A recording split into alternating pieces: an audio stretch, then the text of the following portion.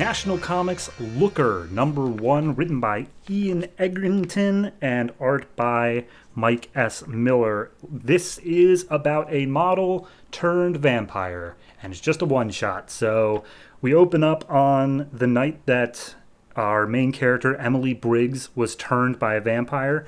We see her being fed upon, and the vampire's not one of like the Twilight or like True Blood sort of vampires. Like, it's like half bat, and it looks grotesque.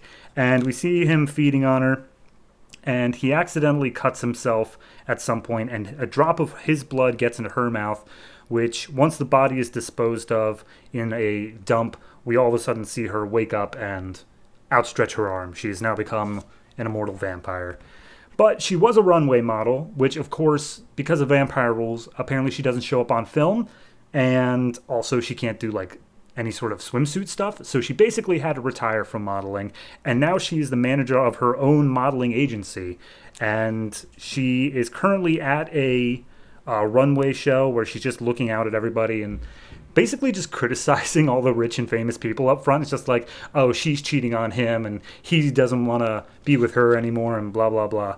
But anyway, she gets a call from backstage, and it turns out that two of the people who were supposed to be walking tonight just suddenly disappeared. One of them was a longtime, like, famous model who had semi-retired due to a drug problem, and one was a fresh face where this was going to be her big break, and that's the one that kind of pisses off Emily, because she thinks that she got dragged into the world of drugs by the older one, and I can't remember her name. It was Siren was the older one, and the younger one was Esther. Don't blame me for not remembering Esther. Anyway, they come across this weird little powder thing. They think it's cocaine. It is cocaine, but it's mixed with something else, and once Looker tastes it, she finds out that it's blood, and the blood has memories, I guess, and we see a shot of a dozen plus different women who were all killed, and it's too much for Looker. She ends up passing out. When she comes to, she's in her bedroom being taken care of by her two close friends, who are Charles and I'm blanking on the other one's name. They don't do a good job of repeating names in this issue, I will say that.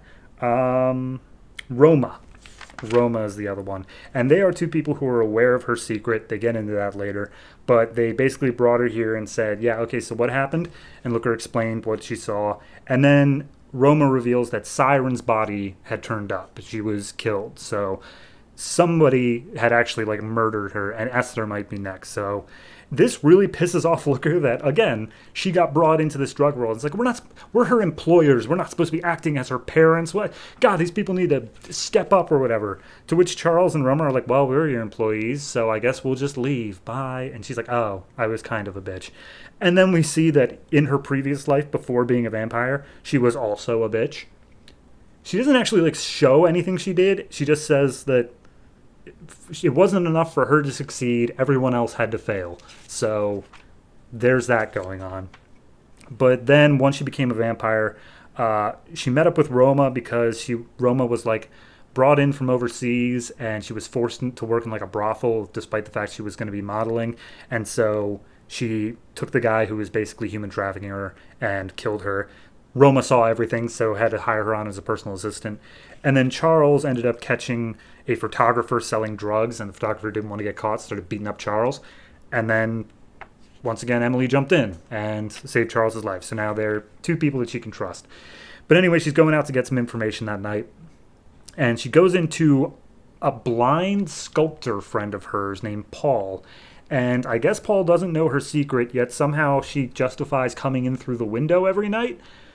So, whatever. Anyway, they talk about how there's a girl missing, and he used to work with the police, so he's going to put out some feelers for her, and they share a moment and a kiss, which I guess is the first time that they kissed, and Emily's like, I shouldn't have done that. I'm sorry. We can never be together. Goodbye. And she just, like, leaves.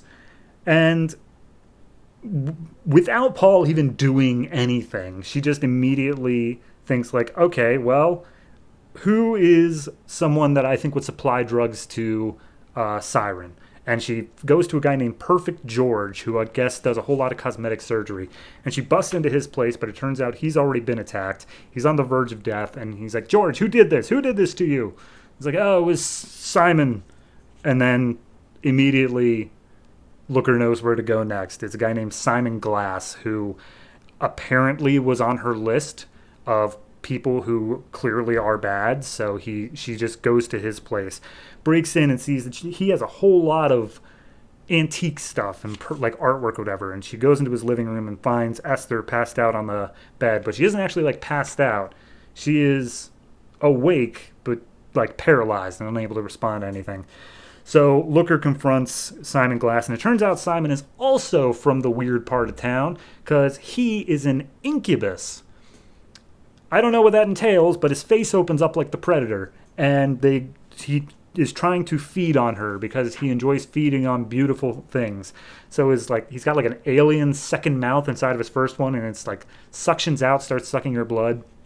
She knees him in the crotch and headbutts him, and then immediately goes for like the jugular. And he's like, oh, you're so new at this, you don't even know how to fight. And he's like, yeah, maybe I am new, but I know how to kill you. So she takes her hand and shoves it through his chest and like just tears out his heart. And in his dying words, Simon says like, I know who turned you, bleh. And he like disintegrates down. And of course at that point Esther comes to, and she's like, what is that? Did you just save me? What's going on? He's like, no, you've been drugged. This is all a hallucination. Ooh. And she walks Esther out back to safety. So then we get the epilogue. It turns out that afterwards, Looker went back, set fire to the place. Esther told the police about Simon, so they figured it was just a suicide where he burned himself rather than be caught alive. And everyone's like, okay, well, maybe as a boss, I should not be as much of a dick. And they're like, that's a good character development for one issue. Congratulations. And here's your reward. And they hand her an envelope, which came from Paul. And it's a key to his place because they joked about not having to let her come in through the window every time. I forgot to mention that. So yeah, that's the issue. I mean, it's a solid enough single story. I don't know how much there is in terms of long-term storytelling, but there doesn't have to be. It's not really setting up for a series. It's just, okay, here's my thing for this vampire model, and then we're just done with it. It's weird to me how there are so many vampire things that are like, we only go for people who deserve it, like the bad people of society. Like, I get from an anti-hero sort of has to be at least morally gray perspective. You can't just go after whoever, but it's weird to me that this happens so frequently.